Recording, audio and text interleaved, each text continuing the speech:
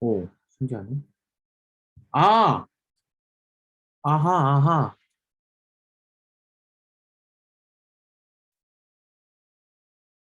네, 제가 기도하고 시작할게요. 하나님, 감사합니다. 오늘도 저희 모여서 함께 주님의 말씀 듣고 함께 나누려고 합니다.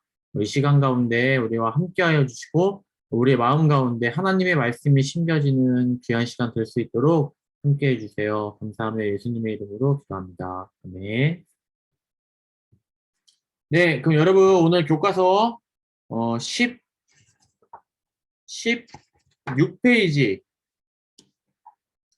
네, 16페이지를 펴주세요. 데이 13이에요, 오늘. 왜 성경을 읽어야 하나요? 왜 성경을 읽어야 하나요? 자, 다 폈나요? 16페이지.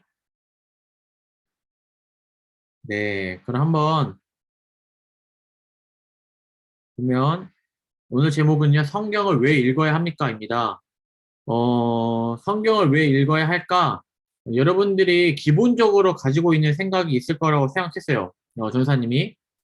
뭐 하나님의 말씀, 하나님을 이렇게 알기 위해서 뭐 우리가 성경을 읽어야 뭐 구원을 받기 때문에 뭐 성경에서 많이 얻을 수 있는 것들이 있으니까 뭐 등등의 어떤 기본적인 대답이 있을 거라고 생각합니다. 그렇기 때문에 우리가 그런 주제에 대해서 여러분들이 알고 있는 것 중에서 조금만 더 심화적으로, 조금만 더 깊게 오늘 들어가 보는 시간을 가질 거예요. 그래서 여러분들의 마음 가운데 진짜 성경을 읽어야겠구나. 아, 정말 성경을 읽지 않으면 안 되는구나. 라는 마음이 또 생기길 바랍니다. 그래서 억지로 막 성경을 읽는 게 아니라, 성경이 읽고 싶어지는, 그러한 은혜가 오늘 이 시간 가운데 있기를 바래요. 자, 그러면 오늘 밑에 있는 친구 질문이 있는데요. 전사님이 한번 읽어볼게요. 성경은 너무 두껍고 무슨 말인지도 모르겠고 재미도 없어요. 그리고 그것 말고도 읽고 공부해야 할 책이 너무 많은데 왜 성경을 읽어야 하나요? 그 이유를 알려주세요. 네, 라고 이 친구가 질문을 하였습니다.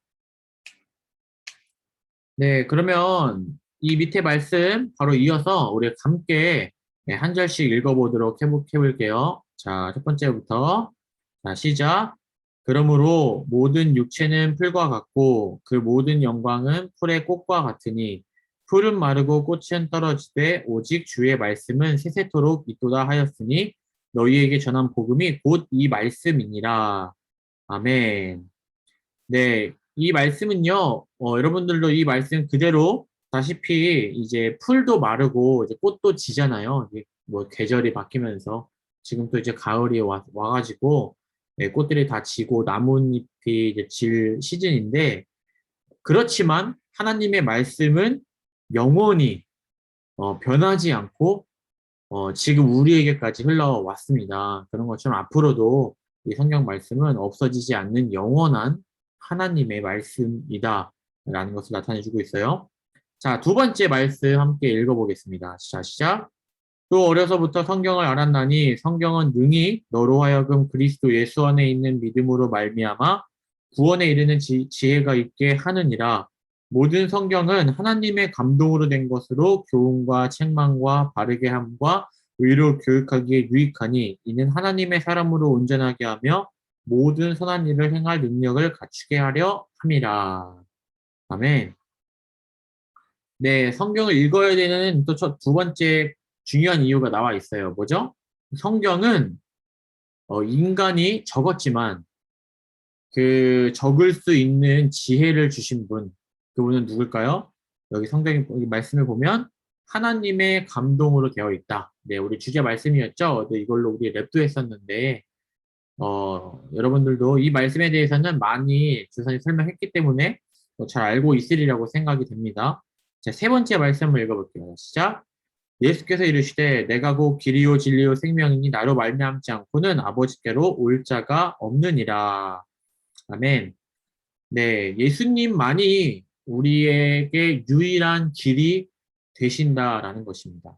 네, 예수님은 우리가 돈을 많이 벌게 해줄 길이 아닐 수도 있지만 네, 돈보다 더 중요한 우리의 구원을 우리에게 허락해 주시죠. 네, 물론 예수님은 돈도 원하시면 주실 수 있는 분이십니다.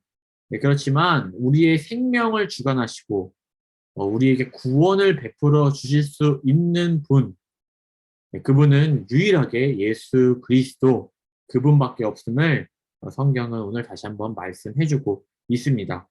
네, 자, 그렇다면 이 말씀 세 구절을 여러분들이 조금 묵상해보고 한번 생각해보면서 그 밑에 이 친구에 대한 질문의 대답, 왜 성경을 읽어야 할까요?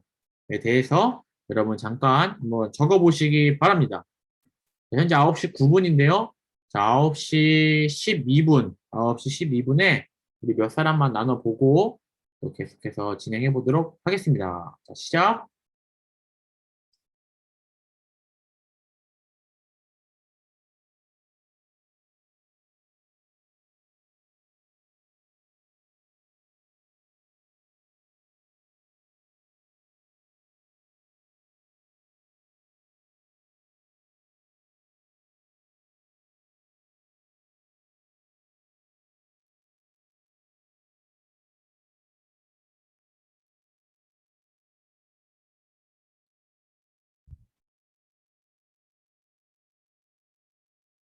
동아야, 안녕.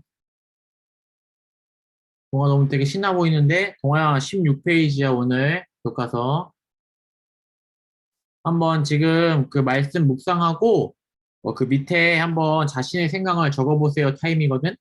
한번 읽고 적어봐봐.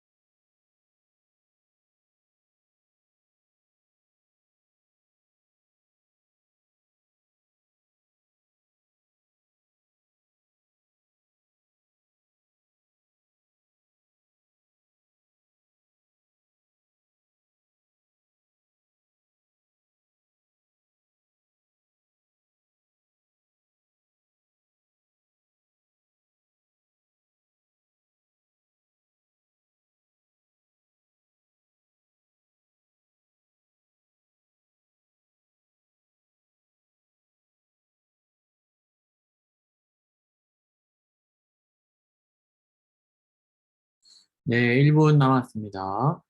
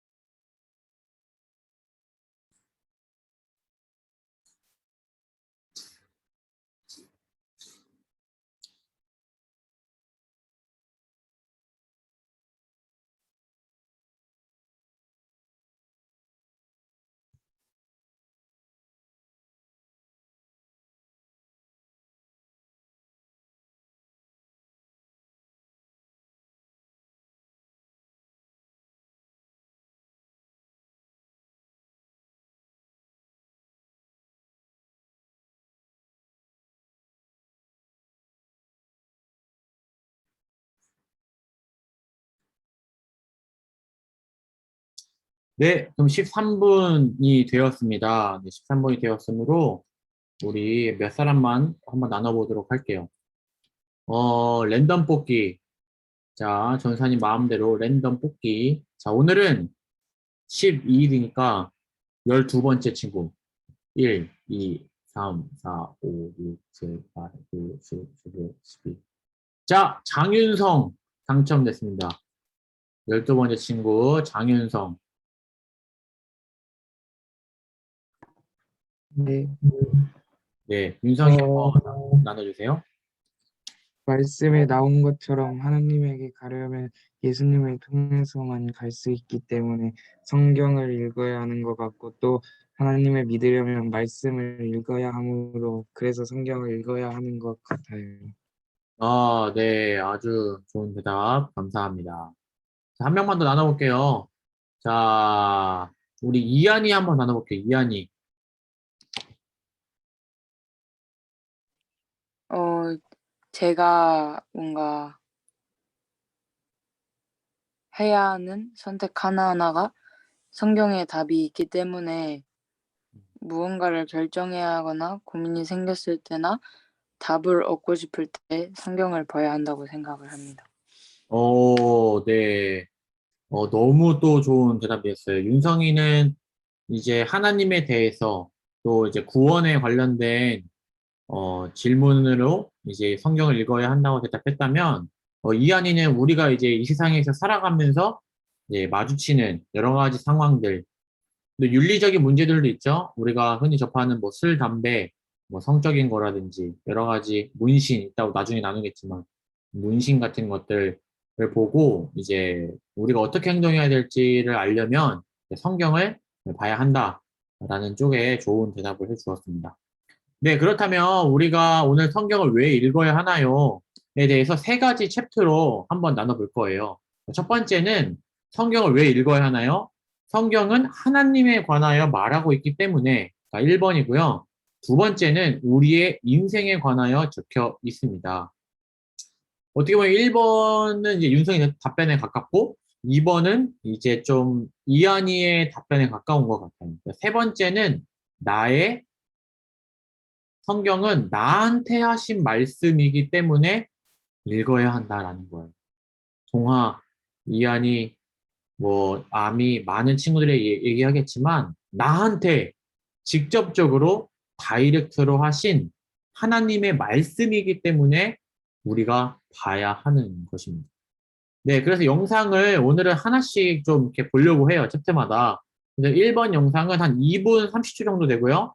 2번 영상은 조금 길어요. 8분 봅니다. 3번 영상은 1분 만에 끝나는 영상이거든요. 네, 먼저 하나님에 관하여 적혀 있는 성경에 대해서 우리가 영상을 먼저 좀 참고하고 그 이후에 잠깐 나눠보도록 하겠습니다. 자, 한번 시청해 볼게요.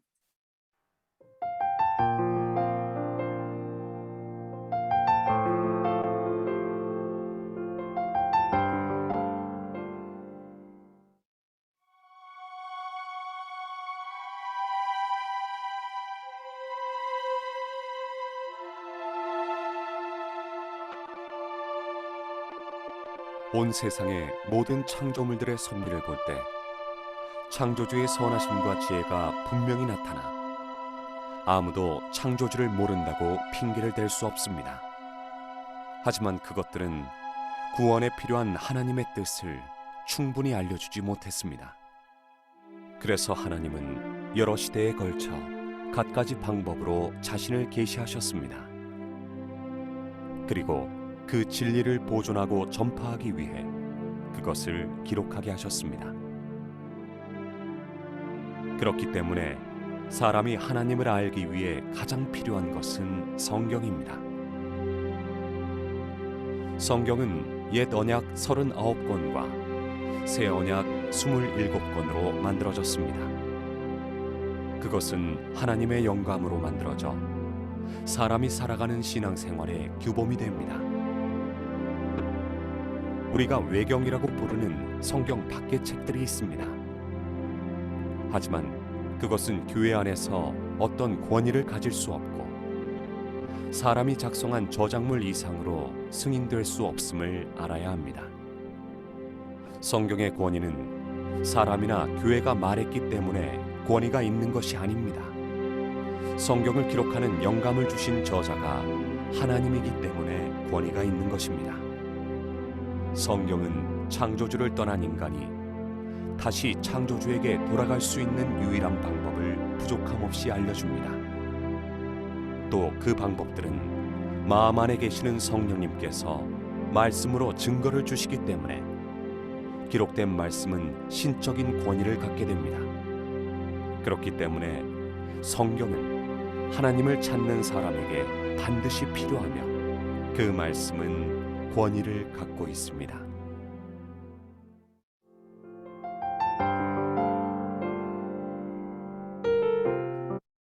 네, 이상입니다. 여러분 방금 본 것처럼 성경은요, 하나님에 관하여 알 수 있는 유일한 책입니다. 만약에 하나님에게 전혀 관심이 없는 사람들, 난 하나님 몰랐대 라고 말하는 사람에게는 정말로 가치가 없는 책일 것입니다. 그러나 하나님에 관하여 알고 싶어하는 자들에게는 누구나 성경을 봐야지만 하나님에 대해서 온전히 알 수 있어요. 우리가 무언가를 알기 위해서는 사실은 뭐 여러 가지 루트가 있죠. 뭐 인터넷 검색하는 방법, 뭐 기사를 찾아보는 방법, 뭐 책을 보는 방법, 뭐 여러 가지 방법이 있어요. 근데 우리가 가끔씩 그 뇌피셜이라고 하죠. 피셜이 있잖아요. 그러니까 진짜가 아닌데 마치 진짜인 것처럼 누군가가 말해 놓은 것을 내가 만약에 믿는다면 여러분들은 나중에 진실이 밝혀졌을 때 억울하지 않겠어요? 누군가 이렇게 이야기해요. 하나님 믿는 거 다 구라야. 다 거짓말이야.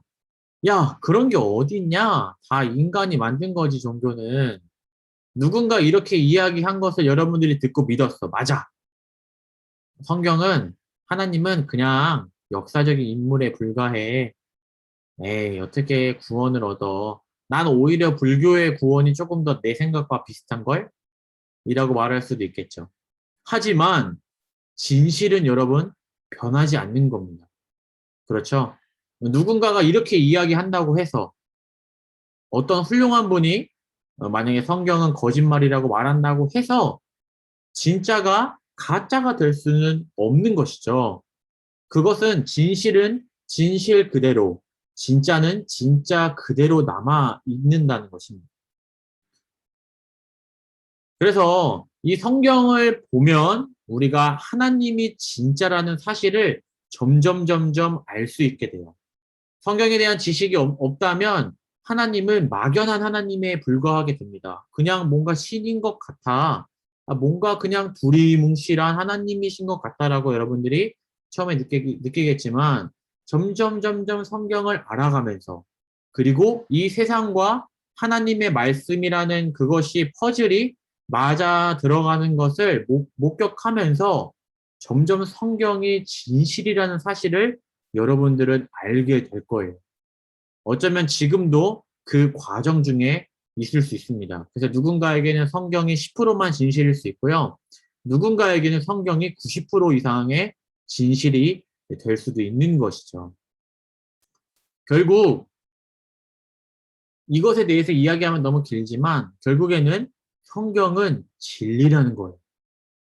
성경은 하나님의 감동으로 쓰여진 책, 진리의 책입니다. 성경에 나와 있는 모든 말씀은 하나님의 말씀이고요. 우리를 사랑하셔서 우리를 구원하시기 위해 우리 인간에게 주신 하나님의 사랑이라고도 말할 수 있는 그런 책이라는 사실입니다. 여러분, 성경을 읽어야 하는 첫 번째 이유는요. 바로 우리를 만드신 그 하나님을, 세상을 만드신 그 하나님을, 세상의 끝과 종말을 알고 계신 그 하나님의 놀라우심이 성경에 나타나 있기 때문에 우리는 성경을 봐야 한다는 것입니다. 그래서 어떤 사람들은 성경에 하나님을 믿지 않는데도 성경을 보는 사람이 있어요. 약간 그 공부하려고 하는 어떤 교양이라고 할까요? 어떤 소양이라고 할까요? 그런 것을 위해서 보는 사람도 있지만 여전히 성경책을 보면서도 무신론자가 있고요. 성경책을 보면서도 예수님을 믿지 못하는 사람들이 존재합니다. 네, 그런 것을 보면 성경은 단순히 공부한다고 해서 깨달아지거나 하나님을 만나는 것은 아님을 알 수 있어요. 우리가 지금 하나님을 알고 있는 것, 하나님을 믿는다라고 고백할 수 있는 건 정말로 하나님의 크신 은혜라는 사실을 여러분 다시 한번 기억하시기 바랍니다. 자, 그럼 두 번째 영상인데요. 두 번째 주제는요, 우리의 인생에 관하여 성경은 말하고 있다라는 것입니다. 변사님이 잠깐 이야기했지만, 우리가 어디서 태어났고, 어디로 가고, 죽으면 어떻게 되고 하는 그 비밀에 대해서는 세상은 말해줄 수 없습니다. 왜냐하면 우리는 하나님과 분리되면서 그 사실을 모르면서 태어나기 시작했어요. 원래 아담과 하와가 하나님과 함께 있을 때는 자기가 왜 태어났는지, 내가 누구에 의해서 창조가 되었는지, 내가 어떻게 되는지, 어떻게 살아가야 하는지가 명확했어요. 근데 우리는 응애하고 태어나다 보니까 하나님이 없는 거예요. 아담과 하와가랑 우리랑 다른 환경이죠. 그래서 우리는 내가 왜 태어났지? 내가 어떻게 이 세상에 존재하게 되었지? 우리 부모님 덕분인가? 물론 이제 부모님의 역할도 있지만 부모님의 역할이 전부가 아니라는 사실을 알지 못해요. 그래서 내가 어떻게 살아가야 될지도 몰라요. 그러다 보니까 사람들은 자기가 원하는 대로 살아가고 자기가 마음이 이끌리는 대로 감정이 가는 대로 뭐 그게 때로는 죄를 짓는 것도 마치 뭐라고 할까요? 나의 감정을 해소할 수만 있으면 죄도 정당화하면서 그렇게 마음대로 살아가는 모습이 나타날 수밖에 없다라고 생각해요. 자신에 대해서 알지 못하기 때문이죠. 그렇지만 성경은 분명히 우리에 대해서 말해주고 있습니다. 자, 한번 8분 정도 되는 영상인데요. 한번 이 영상 보면서 계속해서 한번 생각해 보고 나눠봤으면 좋겠어요. 우리가 왜 이 세상에 왔을까라고 하는 거 예수님은 명확하게 얘기했어요.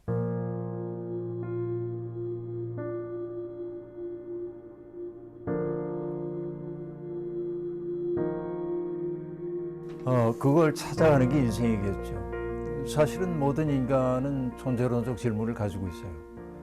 내가 이런 얘기하면 사람들이 안 믿는데 내 고향의 시골이거든요. 시골에서 살 때 아마 5살, 6살 그 무렵 기억인 것 같은데 정확히는 모르겠지만은 비가 많이 내리거나 그러면 나가 놀 수가 없으니까 심심한 나는 혼자 가만히 있다가 뒷곁으로 난 덧문을 열거든요. 이렇게. 그럼 안방에서 뒷곁에 문을 열면 뭐냐면 장독대가 있고 추녀에서 이렇게 똑똑 떨어지는 이제 빗방울을 바라보는 거야. 지금 생각해도 어린 내가 왜 그런 생각을 했지 하는 생각이 드는데 이런 생각을 내 친구 이름이 중섭이었어요. 바로 옆집에 사는 친구 이름이. 나는 왜 중섭이가 아니고 나일까? 응? 만약에 내가 중섭이네 집에 태어났으면 나는 나처럼 생각할까? 중섭이처럼 생각할까? 이런 생각을 했거든요. 사람들이 애가 무슨 그런 생각을 해 하는데 나한테 너무 또렷하게 지속됐던 질문이에요. 그러니까 이 얘기는 뭐냐면 모든 인간에게는 존재론적 질문이 있어.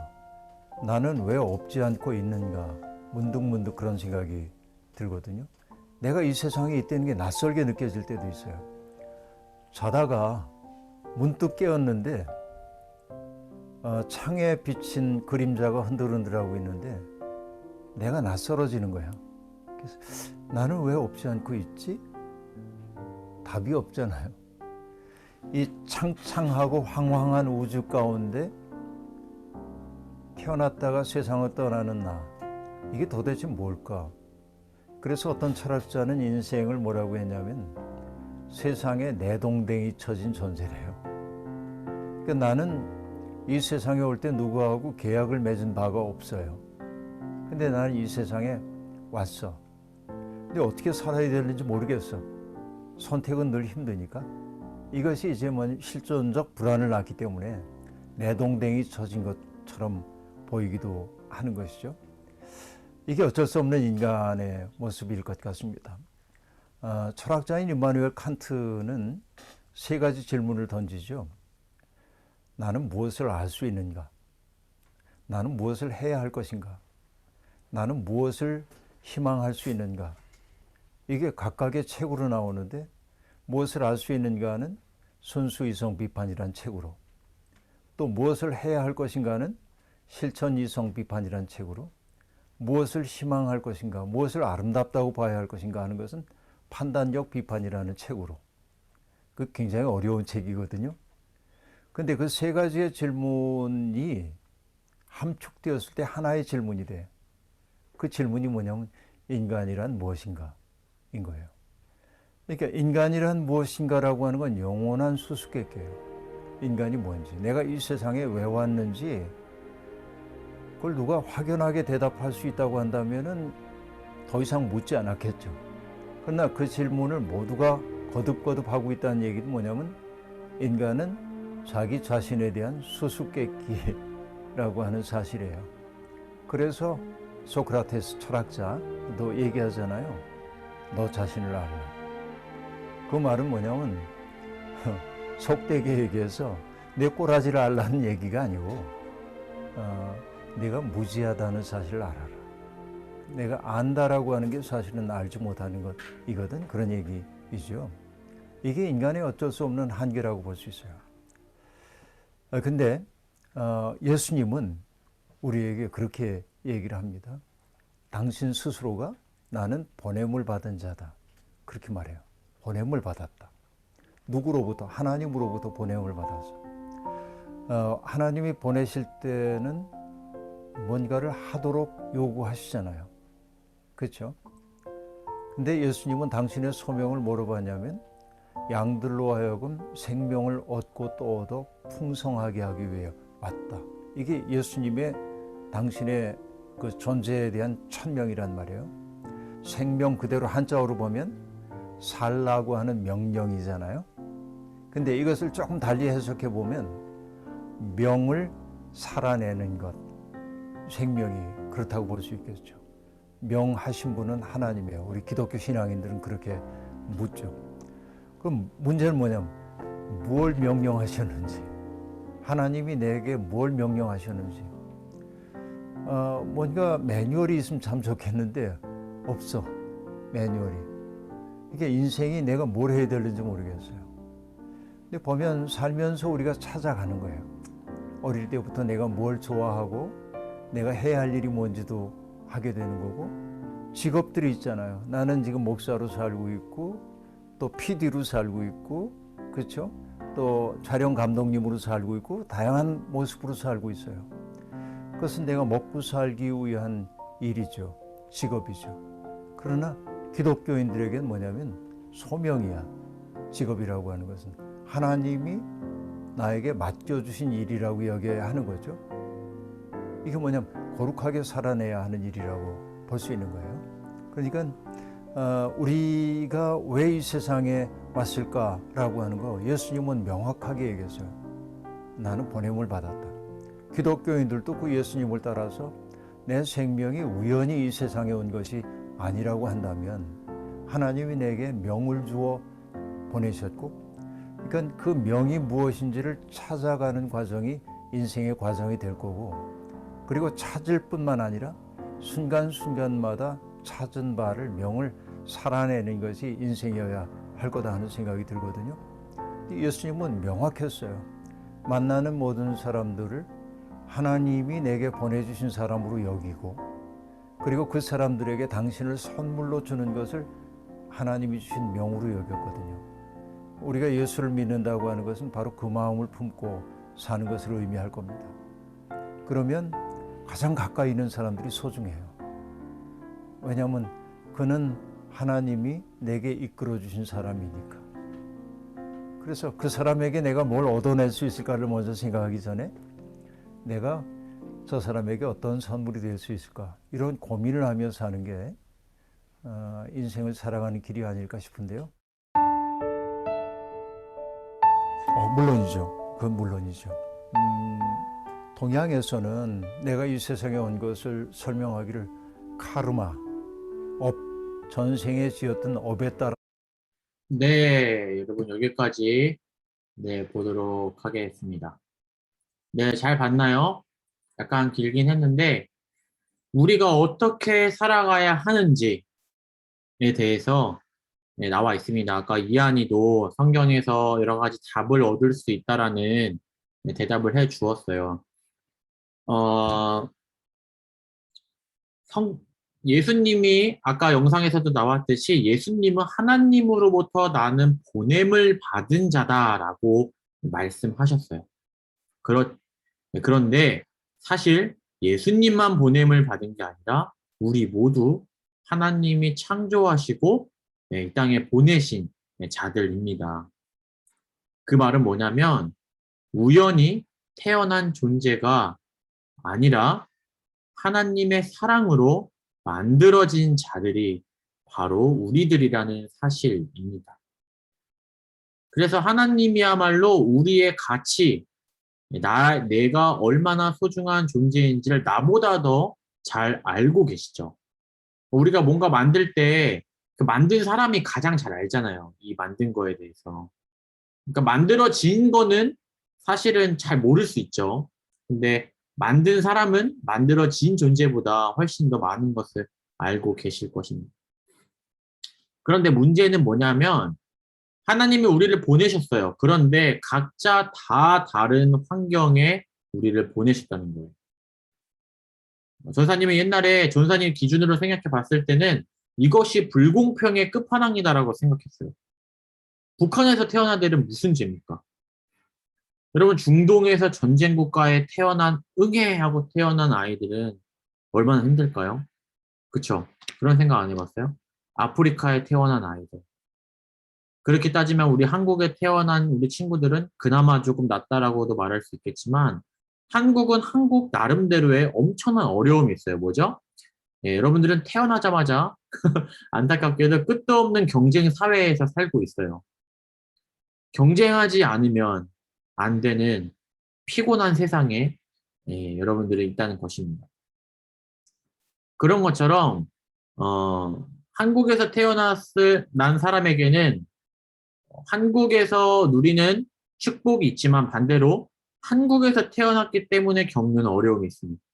근데 반대로 아프리카에 있는 친구들은 경쟁은 하진 않아요. 예, 공부 때문에 학원 때문에 막 그렇게 고생하진 않습니다. 풍족하진 않지만 하루 종일 놀 거예요. 막 축구도 계속하고 막 놀고 자고 과일 따먹고.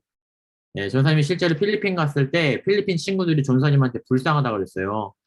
내가 왜 불쌍해? 이렇게 얘기하니까 맨날 공부하고 막 힘들어 보인다고. 시간도 되게 빡빡하게 쓰고 여유도 없고. 그래서 자기네들보다 더 불쌍한 것 같다고 말하는 걸 듣고 정말 충격을 먹었던 일이 있는데요. 이것은 불공평한 것이 아니라 아까 목사님이 말씀하신 것처럼 뭐죠? 각자 우리가 주어진 환경 가운데 살아내는 것. 어떻게요? 하나님의 말씀대로 우리가 살아가는 것. 그래서 내 옆에 있는 사람을 사랑하고 내 옆에 있는 사람한테 내가 선물이 되어주는 삶. 그리고 어떤 직업을 갖고 있던 그것을 하나님이 나에게 주신 소명이라고 여기고 충실하게 살아간다면 여러분들은 하나님의 말씀대로 너무나 잘 살고 있는 사람들이 될 것입니다. 여러분들 학생이니까 공부를 열심히 하는 것, 또 학원도 열심히 가는 것, 친구들과도 잘 지내는 것, 그것이 바로 하나님의 말씀대로 잘 살고 있다라고 말할 수 있게 된다는 것입니다. 자, 그럼 마지막으로 성경은 나한테 하신 말씀이다라는 건데요. 자, 1분 정도 되는 영상인데 함께 살펴보고 다시 마지막으로 정리하면서 오늘 마무리하려고 합니다. 자, 정말 순식간에 지나가니까 예, 집중해서 보세요. 이거 시작하자마자 집중해서 봐야지 네, 알 수 있습니다. 자, 1분 성경의 메시지, 복음의 시선과 여러분의 시선이 부딪혀야 돼요. 하나님은 우리가 죄인이라는 것을 알고 우리를 구원하신 하나님인 줄 믿습니다. 하나님은 예수 믿은 다음에는 절대로 죄를 져선 안 돼 라고 기대하시거나 요구하신 적이 없어. 그럼에도 불구하고 우린 그렇게 생각한다 이 말입니다. 여러분, 주의 백성들이 예수 그리스도를 믿어서 영이 거듭나고 새로운 피조물이 됐습니다. 그때에도 육을 입고 있기 때문에 우리가 죄악 가운데 흔들릴 것을 주님께서는 아신다 이 말이야. 죄의 옷을 입었다 벗었다 입었다 벗었다 할 수밖에 없는 존재라는 것을 알고 우리를 부르신 하나님이신 줄 믿습니다. 그죠? 그러니까 사탄의 거짓말과 알량한 내가 복음이라는 게 있어. 내 스스로 만든 복음이에요. 내가 이렇게 생각하는 대로 주님께서도 그렇게 하실 거라고 생각하는 거죠. 노노노노, 그렇지 않아요. 당신이 하나님을 알길 원한다면 성경에서 찾아야 돼요. 성경에서 계시된 하나님이 진짜 하나님인 줄 믿습니다. 그 하나님이 더러운 죄의 옷을 입고 있는, 하지만 여호와 앞에 겸손히 서 있는 그 여호수아에게 어떻게 역사하셨느냐, 그것을 여러분이 오늘 취하시길 주님의 이름으로 축복합니다. 네, 여기까지입니다. 네, 정말 빠르게 지나갔죠? 네, 목사님 말씀이 저보다 한 100배는 빠른 스피드로 거의 랩처럼 말씀하셨는데, 마지막 성경은요, 여러분들에게 하신 말씀입니다. 방금 목사님께서 말씀하신 것도 그래요. 하나님은요, 여러분들을 구원하시기 위해서 이 성경을 주신 것입니다. 다른 사람이 아니에요. 다원이를, 동아를, 이한이를 구원하시기 위해서 성경을 주시고 이 땅에 오신 것입니다. 그렇기 때문에 내가 성경을 읽어야 될 의무가 있다라는 것입니다. 방금 말씀하셨듯이 우리는 죄를 지을 수밖에 없는 존재예요. 벌써 유리, 윤성이 정말 착해 보이지만 많은 죄를 지었을 거예요. 누구에게도 말할 수 없는 죄들, 생각으로, 마음으로 지은 죄들. 하지만 하나님께서는 그 모든 것을 해결해 주시기 위해서 이 땅 가운데 오셨고, 그렇기 때문에 우리에게 소망과 희망이 있다는 것입니다. 그래서 우리가 예수님을 믿게 되면 구원을 받게 된다는 것이죠. 바로 그것이 어디에 적혀 있느냐? 성경에 적혀 있다는 것입니다. 하지만 여러분들 살아갈 때 방금 목사님 말씀하신 것처럼 많은 유혹이 있을 거예요. 성경은 막 거짓말이다, 구라다, 죄를 지으면 끝났다, 뭐 죄책감만 많다, 절대 구원 못 받는다, 나는 쓰레기 같은 사람이다 라고 생각하고 사탄은 우리를 괴롭히지만 절대 그런 것에 흔들리지 않기 위해서 어떻게 해야 한다? 성경을 봐야 한다는 것입니다. 자꾸 성경에서 답을 찾고 성경이 말하는 것을 듣고 붙잡고 나아가야 우리가 끝까지, 죽기 전까지 하나님을 믿으면서 그 길을 걸어갈 수 있게 된다는 사실입니다. 네, 여러분, 그렇게 해서 오늘 이제 40분인데 세 가지를 알아봤어요. 성경은 유일하신 하나님을 알 수 있는 길이 적혀 있는 책이다. 두 번째, 내가 이 세상에서 어떻게 왔고 어디로 가고 죽으면 어떻게 되고 내가 왜 지금 한국 땅에 태어났고 내가 직업을 갖는 것을 왜 직업을 가져야 하고 내가 일을 하는 것은 왜 일을 해야 하고 나는 친구에게 어떠한 자세로 나아가야 하고 하는 그 이유, 단순히 돈을 벌기 위해 직업을 갖거나 내 행복을 위해 여행을 가거나 그런 차원을 넘어선 거예요. 무엇을 위해 살아야 할지 성경은 말해주고 있습니다. 바로 그것을 할 때 여러분들이 가장 행복한 삶을 살게 된다는 것이. 자, 세 번째는 뭐죠? 나를 위해 하신 말씀이다. 죄인인 나를 위해 그 죄를 해결하시고 구원해 주시기 위해 오신 그 하나님의 유일한 메시지가 바로 성경에 적혀 있다라는 사실입니다. 이 세 가지로 인해서 우리는 끊임없이 성경을 붙잡아야지만 하나님께 나아갈 수 있음을 이 시간 다시 한번 또 나누길 소원합니다. 네, 이렇게 해서 또 오늘 마치겠습니다. 네, 지금 죄송하게 2분이 초과됐는데 한 명만 나누고 마무리할게요. 그 대상은 누구냐? 아미예요, 아미. 아미야. 네. 네, 아미가 우리 마지막으로 느낀 점 한번 얘기하고 마치도록 할게요.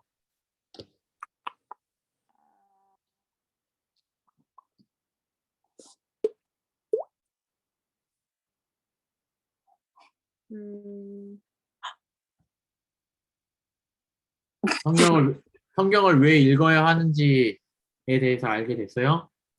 네. 요즘 자, 자, 그럼 아미 패스하고, 자, 유리가 마무리 한번 해보도록 할게요. 유리 느낀 점. 잠깐만요. 제가 생각을 해놨는데 까먹었어요. 아, 아니, 잠깐만 대답할 수 있을 것 같아요. 오케이, 좋아요. 그러니까, 제 인생에 있어서, 왜 성경을 읽어야 되고, 뭐를 왜 해야 되냐, 어쨌든 제가 성경을 왜 읽어야 되는지 그냥 이렇게 되었습니다. 네. 아, 네, 마치 많은 의미가 함축되어 있는 국어 시간인 것 같은 느낌이 살짝 들었는데, 네, 무슨 말을 하려고 하는지 알 것 같습니다. 네, 그러면 오늘 이렇게 성경을 왜 읽어야 하나요? 라고 만약 누군가 여러분들에게 물어본다면 이 세 가지에 대해서 얘기를 꼭 해주시기 바래요. 하나님 하나에 적혀 있고 우리의 인생에 관하여 나에게 하신 말씀이다. 이 사실을 꼭 기억하시는 여러분이 되었으면 좋겠습니다. 네, 그럼 기도하고 오늘 마칠게요. 하나님 감사합니다. 오늘 성경을 왜 읽어야 하는지 조금 더 깊게 우리가 살펴보았습니다. 이 성경을 주신 하나님의 마음을 우리가 알게 해주시고 정말 성경을 읽게 해주시고 거기에서 답을 찾게 해주시고 내가 힘들 때나 어려울 때나 기쁠 때나 슬플 때 이 성경을 굳게 믿으며 붙잡으며 나아갈 수 있는 우리들 될 수 있도록 인도해 주세요. 감사하며 예수님의 이름으로 기도합니다. 아멘. 네. 네, 그럼 여러분 오늘도 늦은 저녁 많은 수고했습니다. 너무 훌륭하고 여러분들 다시 한번 축복합니다. 네, 그러면 목요일 날 만나도록 하겠습니다. 유화, 바이바이. 안녕히 계세요. 안녕 윤서아, 다원이, 안녕. 안녕하세요. 안녕히 계세요. 안녕, 유리.